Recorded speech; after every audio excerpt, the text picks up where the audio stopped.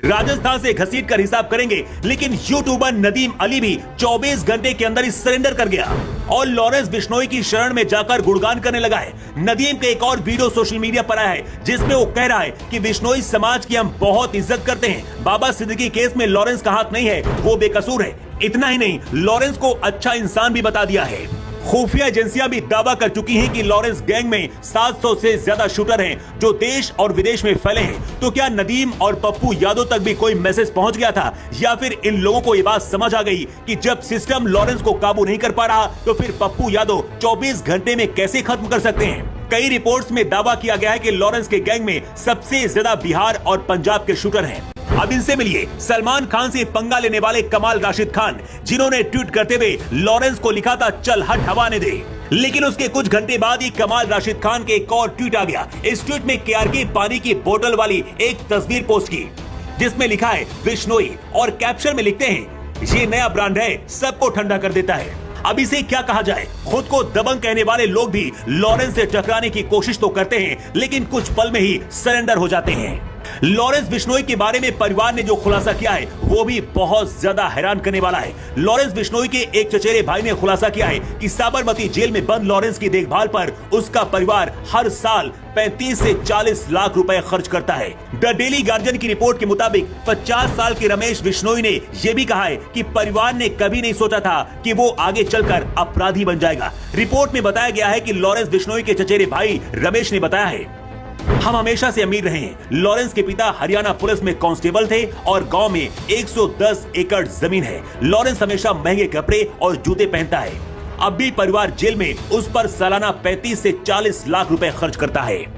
Lawrence Bishnoi इस वक्त पूरे देश में खौफ का दूसरा नाम बन गया है, जिसके सामने सरकार और सिस्टम भी कमजोर दिख रहा है। लेकिन जब से करणी सेना ने लॉरेंस के एनकाउंटर करने वालों को 1 करोड़ का इनाम घोषित किया है, उसके बाद से लॉरेंस गैंग के सभी शूटर एक्टिव हो गए हैं। अगला टारगेट कौन है किसी को नहीं पता। दावा तो ये भी किया जा रहा है कि सलमान खान से पहले लॉरेंस के टारगेट में अब करणी सेना के अध्यक्ष राज शेखावत हो सकते हैं, जिन्होंने लॉरेंस के एनकाउंटर करने वाले को 1 करोड़ रुपए देने का इनाम घोषित किया है।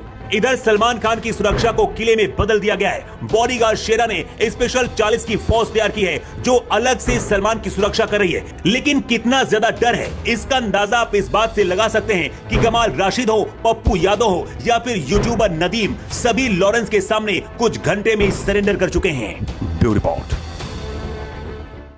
लॉरेंस बिश्नोई को धमकी दे रहा था नदीम। लॉरेंस गैंग ने 24 घंटे के अंदर बना दिया मुर्गा। राशिद खान का भी उतर गया भूत।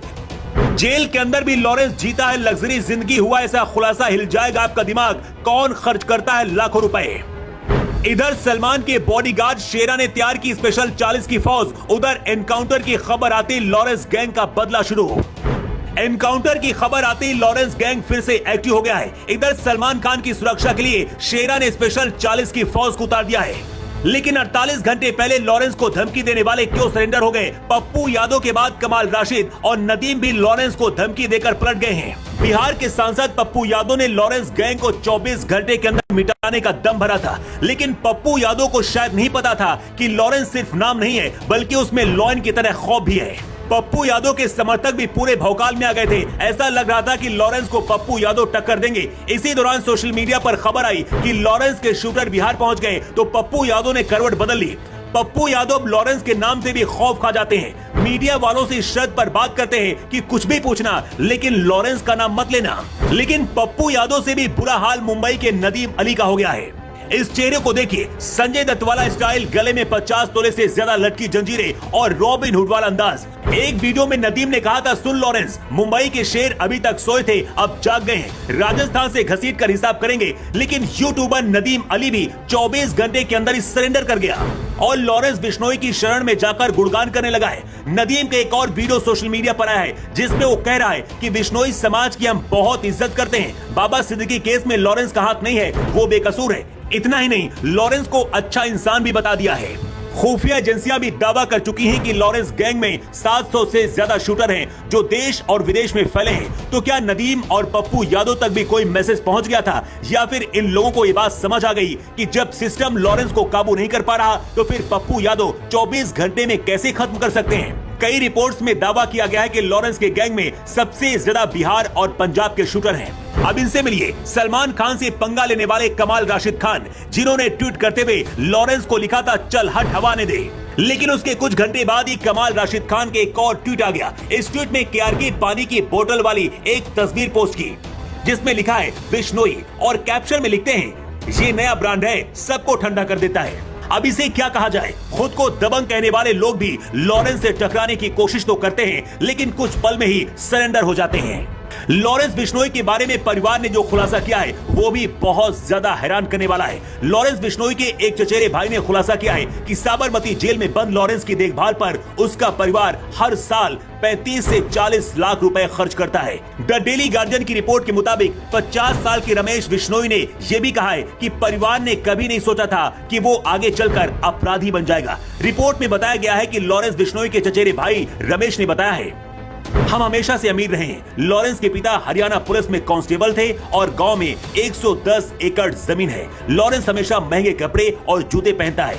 अब भी परिवार जेल में उस पर सालाना 35 से 40 लाख रुपए खर्च करता है। लॉरेंस बिश्नोई इस वक्त पूरे देश में खौफ का दूसरा नाम बन गया है, जिसके सामने सरकार और सिस्टम भी कमजोर दिख रहा है। लेकिन जब से करणी सेना ने लॉरेंस के एनकाउंटर करने वालों को 1 करोड़ का इनाम घोषित किया है, उसके बाद से लॉरेंस गैंग के सभी शूटर एक्टिव हो गए हैं। अगला टारगेट कौन है किसी को नहीं पता। दावा तो यह भी किया जा रहा है कि सलमान खान से पहले लॉरेंस के टारगेट में अब करणी सेना के अध्यक्ष राज शेखावत हो सकते हैं।